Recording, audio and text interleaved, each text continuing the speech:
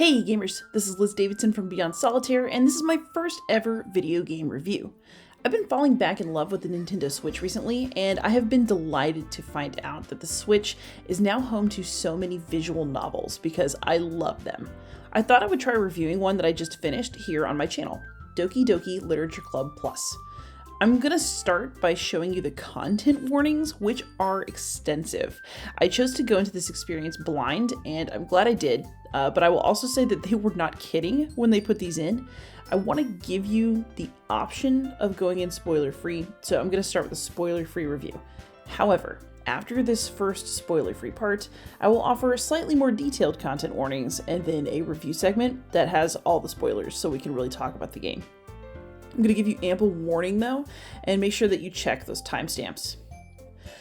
When you start Doki Doki Literature Club, it's pretty wholesome. You're a slacker boy who gets invited to join a literature club, and you don't necessarily want to at first, but then you realize that all the girls in the club are really cute, and you might be able to use this opportunity to date one of them. Also wholesome is the fact that you and these girls all agree to write poems and then share them with each other. Of course, you don't actually write any poetry. Your primary goal is to use the power of your words to get close to whichever girl you think is the most attractive. So you get to play a mini game in which you select words that you think will appeal to one of the girls.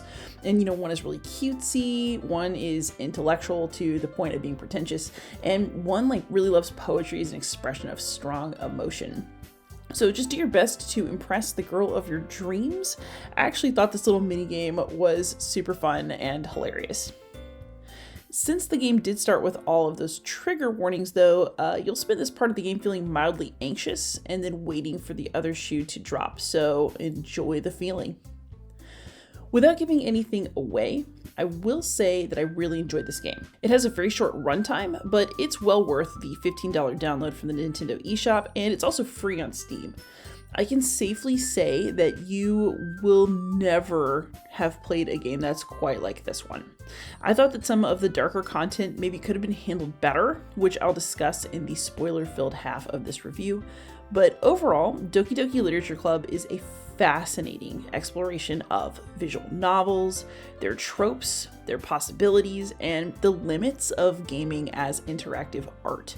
This game really gave me a lot to think about, and I deeply enjoyed it. If you can handle some dark topics, then I think you should absolutely try this game, and I recommend that you play it multiple times and really explore everything that this game has to offer. I'm now going to give some more detailed information about content warnings, followed by a review with spoilers, so if you are not interested in those things, you might want to click away. Thanks so much for stopping by, and come back later to let me know what you thought of the game. Alright, so now for the content warnings. I would say that you should probably not play Doki Doki Literature Club if you are uncomfortable with themes of suicide and self-harm. Seriously, I thought it was a great game, but I also don't think that it's worth really upsetting yourself if those are themes that absolutely upset you. And with the general content warnings out of the way, we are now entering into the spoiler-heavy part of this review. So again, if you don't want complete plot spoilers, please don't continue watching because I'm going to spoil it all now. Alright, so I'm going to lay it out. So let's start with what I actually found problematic about the game, and then all the things I thought made it great. So I went into this playthrough blind, and when I first got to the scene where Sayori has killed herself and you find her body, I thought that it was really upsetting. Not because I was viscerally and emotionally upset, but because I thought that the circumstances leading up to her suicide were really cheap, and they made me really mad.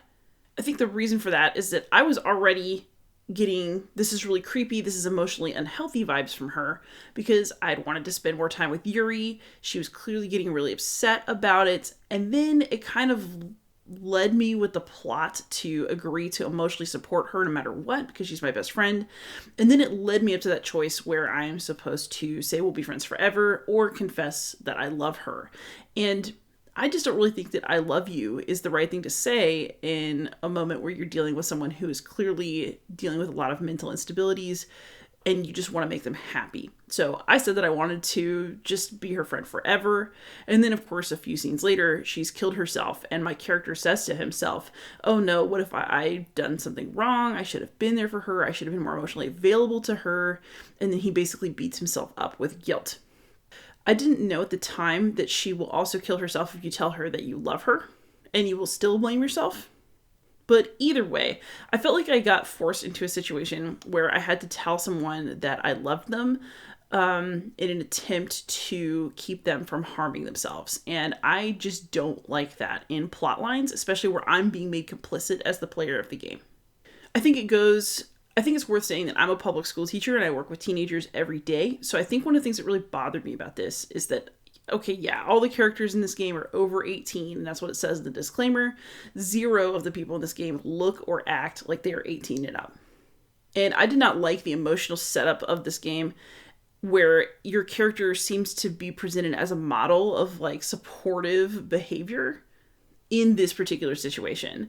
Obviously, teenagers should not be trying to deal with each other's mental health problems in this way. They need to get an adult involved. They need to get a professional involved. And I understand why that wouldn't happen in the context of the Doki Doki Literature Club visual novel.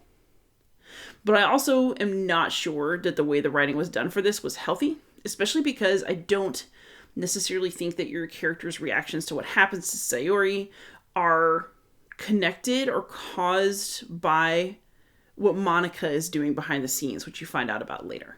And I think any other quibbles that I had were, again, with kind of the emotional resonance of various scenes. I think the writing in the game is generally really good, but even when you play the little side stories, and these are like very sweet, charming, more emotionally mature stories about the girls developing their friendship, developing their bond, I still thought that there were points where the emotion was very clunky and maybe it was pushed a little bit hard. That said, I do like my emotions in literature to be a little more subtle. Like, I thought that Girl with the Pearl Earring was riveting as opposed to like watching paint dry. So that probably will tell you something about me and my tastes. So if I'm going to quibble with anything in the game, it's how I felt the emotional aspects of it were portrayed, especially in the parts where you are giving responses as your character, even if you did not choose those responses. That said, overall the writing is really good, and I loved that certain themes and lines kept coming up again and again. There were really great observations about literature and poetry and finding yourself and being yourself, and I thought all of that was really good.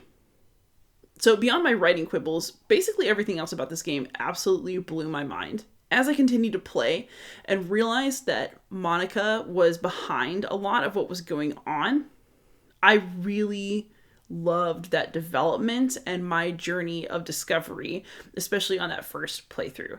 Monica says things at the very beginning of the game that kind of break the fourth wall, but I felt like, well, lots of games do that. It's kind of gamey. People always tell you to save in a game. They'll find some NPC that gives you some advice like that. And so it all seems so innocuous at the very beginning, and then you realize that there's a lot more sinister awareness going on with Monica, and I thought that going on that journey of realization was super cool, and it was extremely well done. I love how the game kind of breaks down as Monica continues to mess with it, because she knows that she wants something to change, but she doesn't actually know how to change it. And I also liked that even though she did horrible things to her friends within the game, I ended up feeling a lot of sympathy for her, because the thought of being in a game like that, in a narrative like that, and aware, like self-aware that there's a world beyond you and that you're in a really constrained place, that would be torture. And I can't really blame Monica for feeling stressed out and upset that that's her situation. So I liked that even though she does horrible things in the game, you can't excuse it, but you can understand it.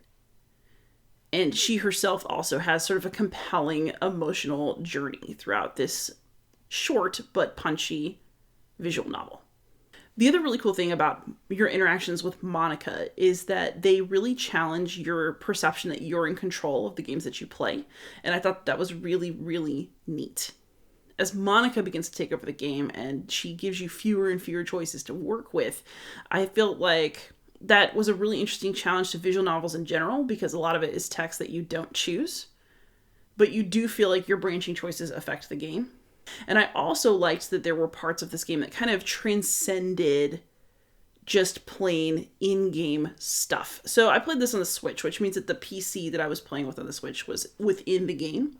But from what I understand from further reading, when this was originally for a PC, you actually went in the game files and deleted files like that you had downloaded onto your computer, thus making it feel like Monica really was lurking around on your hard drive.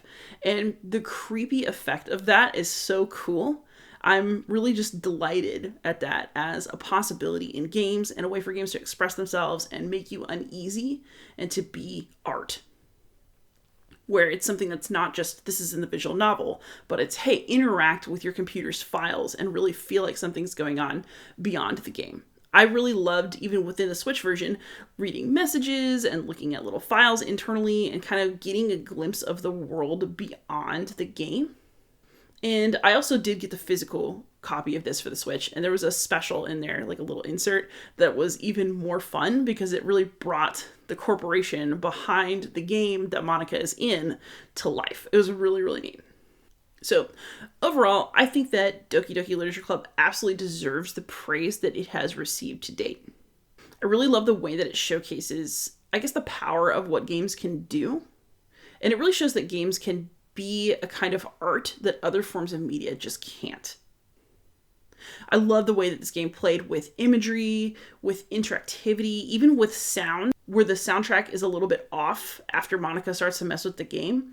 Every aspect of this was so well planned and so well done to create an experience that I'll be thinking about for a long time, and that really made me consider this game as literature in terms of what it was saying, how I felt about plotting, in ways that I don't always consider when I'm playing a game.